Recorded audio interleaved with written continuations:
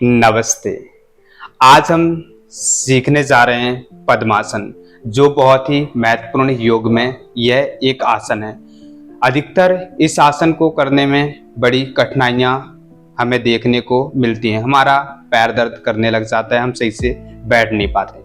उसके लिए यदि आपको पद्मासन नहीं आ रहा है तो आप इस वीडियो को आप लास्ट तक देखिए और इस वीडियो के माध्यम से आप पद्मासन सीखिए। पद्मासन के लिए हम आपको बताने जा रहे हैं यह 4 आसन, जो बहुत ही महत्वपूर्ण आसन है पद्मासन के लिए। यदि हम देखें तो किसी भी आसन को सीखने से पहले, एडवांस को सीखने से पहले, उसके हम पहले की प्रोसेस को जरूर करते हैं। जैसे हमें नौकासन यदि नहीं आता है तो उसके लिए आप उत्तान पादासन सीखें, जिससे आपका कोर स्ट्रांग हो जाता है और फिर इसके बाद आप अपना नौकासन बना सकते हैं। इसी प्रकार से पद्मासन है। पद्मासन यदि नहीं बन रहा है तो उससे पहले कुछ छोटे छोटे आसन से अपनी बॉडी को फ्लेक्सिबल बनाएं और फिर धीरे से आप अपने पद्मासन में बैठ सकते हैं लॉन्ग टाइम से। चलिए हम जुड़ते हैं उन आसनों से। सबसे पहले आपको इस प्रकार से दंडासन बैठना है। दंडासन में बैठ करके आप जब पद्मासन की पोजीशन लेते हैं तो हम राइट पैर को उठाते हैं। राइट पैर को जैसे हम यहाँ पर रखते हैं तो हमारा नी इस प्रकार से उठा हुआ रहता है, क्योंकि यहाँ पर स्टेपनेस रहती है, इसी कारण से हमारा नी उठा हुआ रहता है। तो हमें इस स्टेपनेस को ख़त्म करने के लिए आगे जो आसन बताए जाएंगे उनसे हमें जोड़ना है। यदि इसी में आप ज़बरदस्ती करके आप फोर्सफुली दूसरे पैर को रखते हैं इस प्रकार से, तो आपकी ये दोनों नी इस प्रकार से उठे हुए रहते हैं और यहाँ पर काफ मसल्स में आपको बहुत ज़्यादा दर्द होता है और आप सही से बैठ नहीं पाते हैं, प्राणायाम नहीं कर पाते हैं पद्मासन में और लाभ नहीं ले पाते हैं। तो इसके लिए आप जुड़िए 4 आसनों से।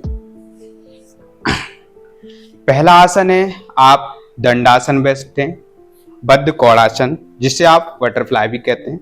इस प्रकार से आप दोनों हाथों से इंटरलॉक करें, अपने हील को अपनी पेरिनियम से लगाएं और इस प्रकार से पैरों को नीचे दबाएं और होल्ड करें। कुछ क्षण रुकें। आपको यहाँ से भागना नहीं है। इनर थाई पर आपका दर्द होगा, पेल्विक रीजन पर, जिससे वह फ्लेक्सिबल होंगी। फिर इसके बाद आप बटरफ्लाई कीजिए इसे।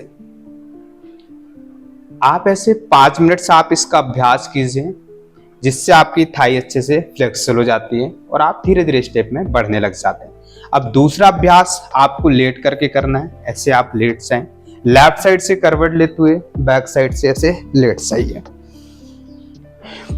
फुल बॉडी को स्ट्रेट रखिए। फिर अपने राइट पैर को उठाएं। राइट पैर को दोनों हाथों से पंजे को ऐसे पकड़ लीजिए, पैर को अपनी ओर खींचिए, अपर बॉडी उठाइए, नोस्ट्रल को अपने अंगूठे से लगाइए। ये पादंगुष्ठासन का अभ्यास कीजिए।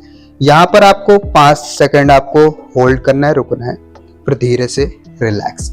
इसी प्रकार से आप दूसरे पैर से भी अभ्यास करें से। इसके अभ्यास से आपकी थाई अच्छे से फ्लेक्सिबल हो जाती है, हिप जॉइंट्स ऐसे, फिर धीरे से रिलैक्स। फिर आप तीसरे अभ्यास से आप जुड़ें। दोनों पैरों को साथ में लेकर आए, द्विपाद अंगुष्ठासन। ऐसे अपने दोनों पैरों को खींचें, यहाँ पर भी 5 सेकंड होल्ड करें, धीरे से रिलैक्स। फिर आप तीसरे आसन का चौथे आसन से जुड़ने का प्रयास करें। चौथे आसन में आप दोनों पैरों को 90 डिग्री अप करें, नी से बैंड करें, दोनों हाथों को अंदर से रखें और पंजे को पकड़ें, अपने पैरों को ऐसे खींचें और अपने नी को जमीन से लगाने का प्रयास करें ऐसे। फिर धीरे से दोनों हथेलियों को ऐसे इंटरलॉक करें। लास्ट आसन 5वां, आप पवन मुक्तासन का ऐसे अभ्यास करें। फिर धीरे से रिलैक्स, अपनी सांसों को बिल्कुल सामान्य छोड़ दें। फिर धीरे से लेफ्ट साइड से करवट लेते हुए उठकर बैठ जाएं।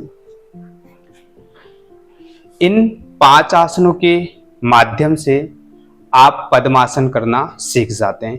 यदि सही विधि पूर्वक रोजाना आप इन 5 आसनों का अभ्यास करते हैं तो 1 महीने में आप अपने पद्मासन को आधा घंटे तक बैठने के अभ्यास में ला सकते हैं। तो उसके लिए आप डेली रूटीन में आप अभ्यास कीजिए और पद्मासन का लाभ लीजिए।